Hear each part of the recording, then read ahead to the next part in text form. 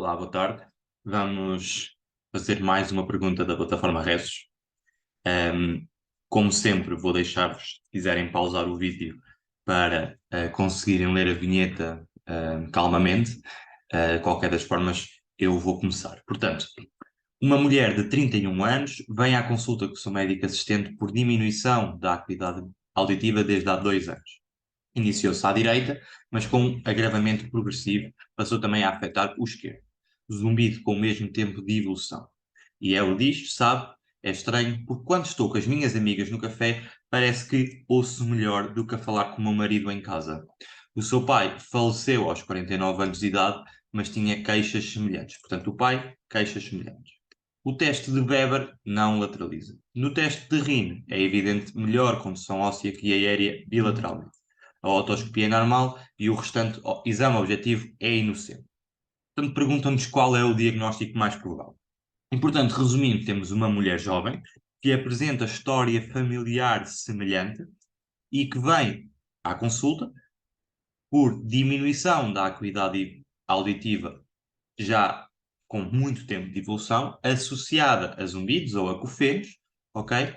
Um, e a um exame objetivo com um Weber que não lateraliza, e portanto, normalmente, quando não existe lateralização do Weber, quer dizer que ou não existe perda auditiva, ou então existe uma perda auditiva simétrica dos dois lados. E depois temos um teste de RIN que é negativo, porque tem uma melhor condução óssea do que a aérea. Relembrar que o teste de RIN positivo é o teste normal, ou seja, existe uma condução aérea melhor do que a óssea.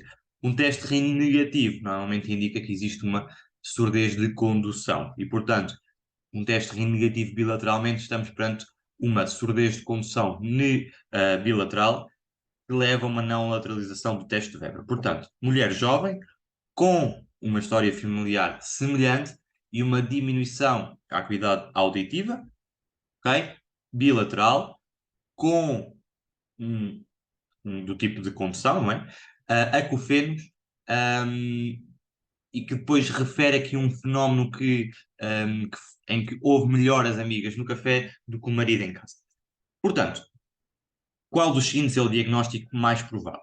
Portanto, a opção A, impactação de Suruman. De facto, a impactação de Suruman, quando é bilateral, pode levar a surdez de condução bilateral, ok? Uma impactação a nível do canal auditivo externo pode levar a surdez de condução bilateral, ok? Não estaria particularmente associada a zumbido e tendo uma história familiar semelhante, a impactação de ser humano é muito frequente na população, por isso, vale o que vale. Mas o que é que está aqui contra a impactação de ser humano? O facto de nos dizerem que a otoscopia é normal.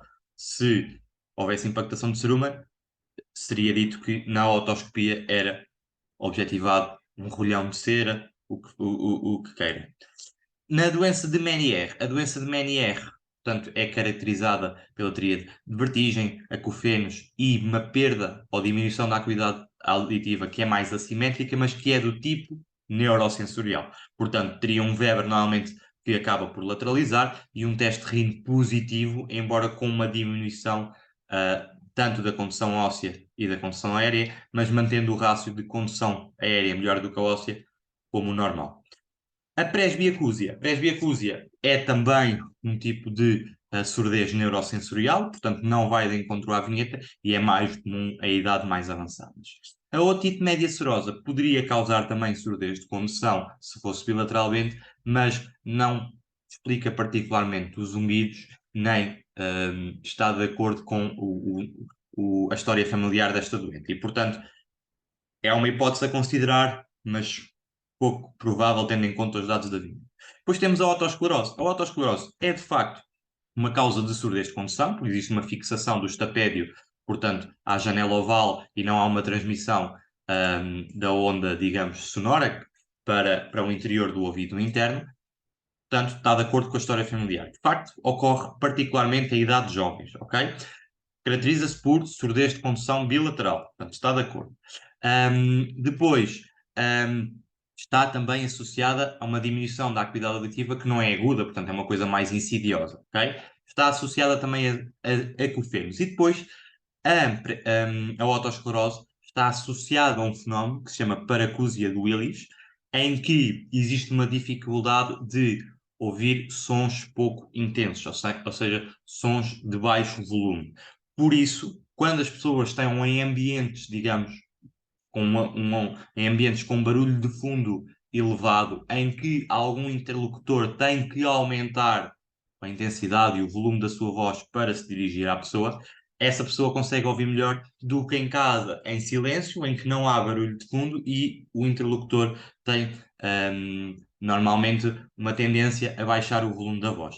Este é o fenómeno de paracúsia de Willis, que, embora inespecífico, é por vezes observado em doentes com otosclerose. Portanto, apesar de termos aqui duas opções que nos parecem adequar-se à vinheta, aquela que tem muito mais dados a favor da otosclerose e a otite média serosa não está tão associada a acufenos, portanto, a otosclerose será a opção mais correta. Depois temos aqui a justificação que vai indicar precisamente aquilo que eu disse. Portanto, perante um doente jovem com perda da acuidade auditiva, principalmente simétrica, já com algum tempo de evolução associada a ecofenos, a história familiar e que ao exame objetivo seja sugestivo de uma surdez de condução bilateral em que não existe nenhum achado à otoscopia da normal, deve ser pensada na otosclerose.